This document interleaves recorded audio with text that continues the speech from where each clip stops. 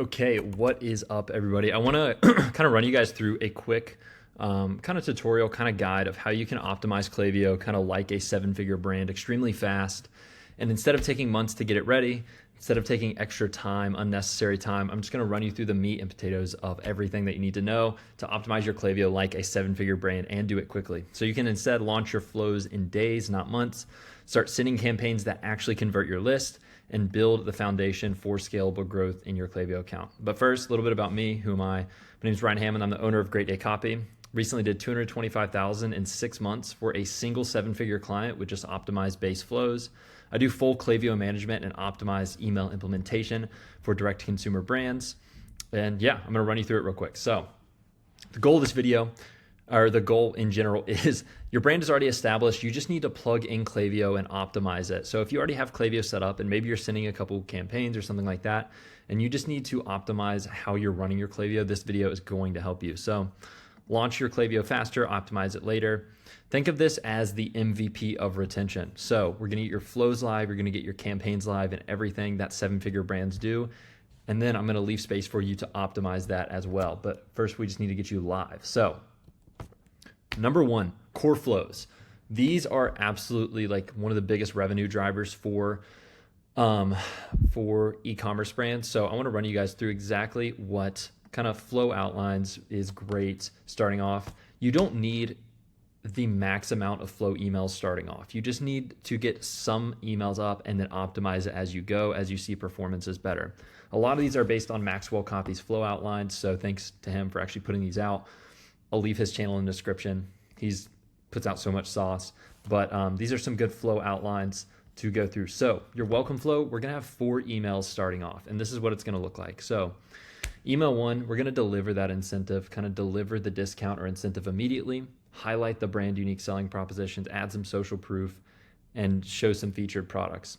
I also wanna tell you, I'm gonna show you exactly what high converting email design looks like here in the next couple slides.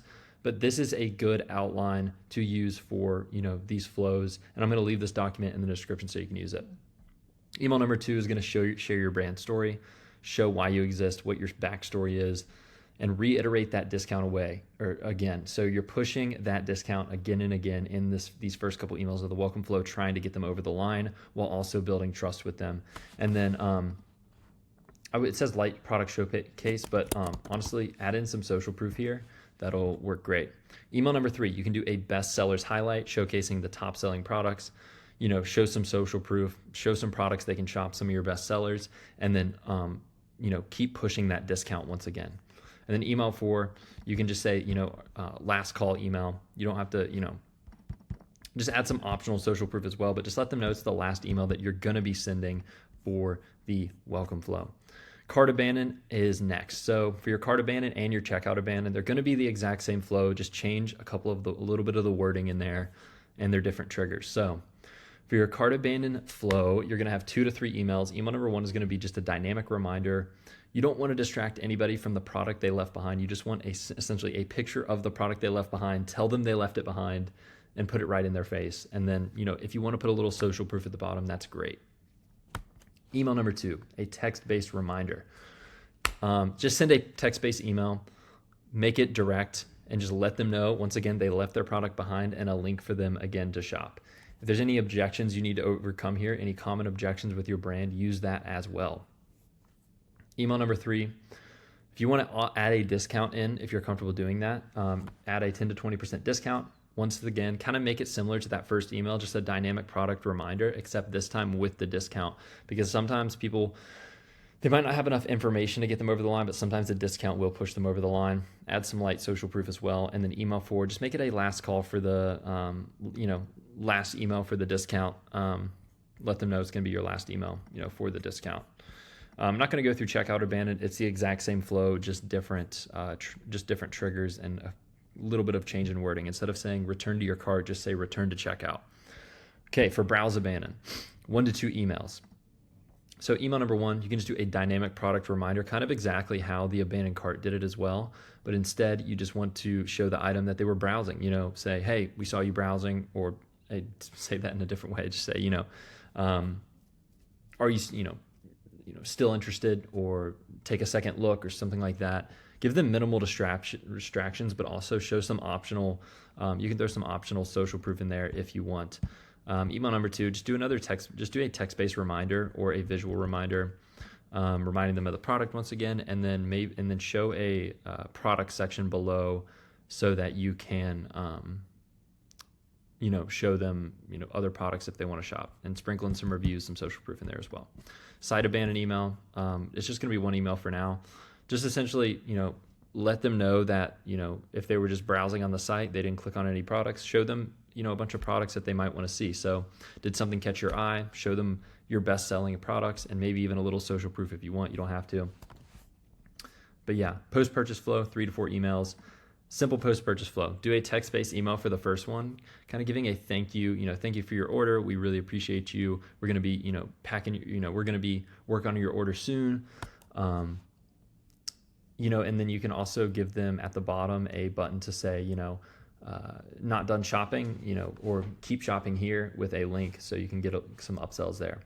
Email number 2, you can do a product education email, how to get the most out of your purchase, how to use your product, how to wash your product, or whatever it is that's relevant to your brand, some tips, some guides, and some ideas as it gets closer to them actually getting the product. Email number 3, you can start to push your socials a little bit on here. So once they purchase, if you want to build your Instagram or anything like that, that's a good email to do that in as well. And then email number 4 is a review request email that you can just ask for reviews. So you can automate that and not have to ask for reviews anywhere else if you don't want to. Win back flow, 2 to 3 emails. Send them an email, let them know you missed them. That's going to be the first email. Just let them know, hey, it's been a while. We saw you purchase in the past, haven't seen you in a while. Give them a call to action back to the site. So show them some products. You don't have to throw any social proof in here. They've already been over the line. So if they like your brand, they should feel comfortable enough to purchase again. So you can do that. And then email number 2 and 3, you can do a 20% off discount offer, or whatever discount that your brand can offer. So yeah, 2 discount emails right there. All right, so moving on. Flow philosophy, that I just kind of went over, but I want to reiterate this again. You just need to get these emails up at first. They don't have to be absolutely perfect. Obviously, I'm going to show you what high converting design looks like here in a second if you don't know. But if you're just starting off and you want to optimize your Klaviyo quick, get these emails up, get the first few emails up in each flow, and then optimize it as you go. If you're seeing, for instance, if you set a welcome flow in place, you got 4 emails and you're still getting a 1 to 2% placed order rate, maybe add another email or something like that. But at first, just get these emails up. Use these, use this flow outline, get it up. And then as you go, you can add more emails and test offers, test your creative, all that stuff. So yeah, once you're running, you can add more emails, test the creative, and start to optimize it more, but you just need to get it up at first. Okay, for your campaign side of things, a great way that I like to kind of put into what's the word I'm looking for? An acronym of how you can create a high converting campaign is this. It's called what I call the PIE formula. So it positions your product or brand as the solution, brand authority, storytelling, education. It's also informative about, product details, features, benefits, and it's entertaining. So it's relevant to topics surrounding them. So positions your brand as the solution or as the call to action. It's informative and it's entertaining at the same time. Sending 3 to 4 emails like this a week is going to do wonders for your brand. You're not always hard selling. You might do, so an example of a PIE formula campaign could be something like a sunscreen brand showing how to pack the perfect beach bag. It's informative. How do I pack the perfect beach bag? It's relevant to the audience. It positions their product as the solution. It's also entertaining. People love to read stuff like that. Or you could do a skincare brand, like what skincare product are you? It positions your product as the solution, obviously, or as the call to action. It's informative. People are like, what's the most what's the most relevant skincare product to me? And it's also entertaining. People love gamified things. Or you could do a coffee brand showing like the perfect coffee morning routine for your coffee machine or whatever. Once again, entertaining, informative, and positions your product as the solution, and you're not always hard selling. So, yes. So going on to email design framework. Here's a couple kind of high converting email rules, if you will, if you don't have any experience with email design. So high converting email design here, kind of like the 5 rules, or like some of the 5 rules. Sorry, I'm going to take this sweater off. I'm burning up right now. Alrighty. Okay, so number 1, you're going to have one core message. If you are creating emails, you don't want 5 different messages in your email or 5 different things you're going over. You want one core message, or one core thesis, if you will. Even though I hate that word. But every email focus on a single offer, story, or product. You're not going to have competing call to actions, one call to action. You also want clear visual hierarchy. Use what is called the reverse pyramid. Headline, subheadline, call to action. You're guiding the eye downward. So if you look at these email campaigns right here, like look at this one on the left, it starts with a headline and then it guides your eyes down to the call to action. Number 3, above the fold call to action. This one on the right didn't do a good job of this, but this one on the left did. You want to have the call to action button above the fold, meaning they don't have to scroll to see it. Number 4, big clickable buttons. You want massive buttons. The bigger the buttons, the better. This helps. It just makes it seamless and frictionless for somebody to click on it. Make sure it's, actually stands out. Like this could actually probably be a little bit more optimized, stand out a little bit more. This one does a really good job on the right. Mobile layout, single columns, large text, and once again, like make sure it looks good on mobile because most of your opens are going to be from mobile. If you're designing in Figma, just do 600 pixels wide. That's how I would design it. Some other examples of high converting email design right here. This button needs to stand out more. I think it's I almost missed it when I looked at it, but that one does a really good job. This one does a really great job. Once again, that reverse pyramid guiding the eye down. So if you tie that in together with this, you're sending out campaigns that are entertaining, informative, and position your brand as the solution. You might have something like this. Like, look, our non-toxic trait. So this is like a brand that sells cookies or some sort of treat. We always end the day with a sweet treat. It's funny, it's informative, it's entertaining. And then these warm scents will help you cozy up and indulge guilt-free. They're almost better than dessert. It's informative about, a topic that's relevant to the person buying this. It's relating to a situation they're in. Like, hey, we always end the day like this. And it's also, positions their product as the call to action, as you see. Even in this one, this isn't a full email campaign, but like get peace of mind in every single bite. You've got 3 unique selling propositions right here. It's packaged with human grade animal protein, cooked to this temperature to eliminate pathogens, prepared in federally inspected kitchens. It's informative about their product, about topics that are important to the customer or the potential customer. It's entertaining. It's a fun infographic to look at. It's visually engaging, and it positions their product as the call to action. So moving on.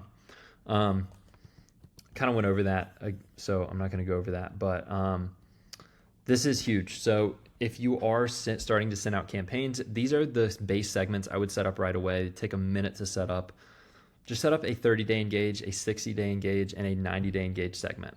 So all you have to do if you're in Klaviyo to do that is just use this logic to set up these segments. So person can receive email marketing because person is subscribed and they've opened at least once in the past X days. So if it's a 30-day engage, do opened at least once in the past 30 days or clicked at least once in the past 30 days and has bounced emails 0 times over all time. You're only sending to engage people. You don't want to send your entire list or it will hurt your deliverability. All right, if you're starting off A/B testing, keep it simple at the start. You don't have to go crazy with it. Just A/B test your subject lines, maybe try text-based versus graphic-based, and maybe even a couple other things if you want. But the big thing is run one test at a time so that you're not, so you know what's actually having an effect. If you A/B test an email, subject line and content, you don't know really what made it perform better or worse. So yeah. Quick action plan. This is easy.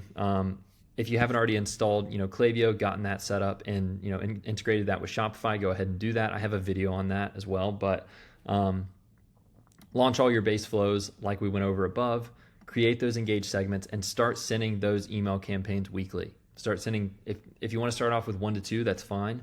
If you see performance drop, then maybe slow down if you're sending 3 to 4, and then just run a simple A/B test weekly.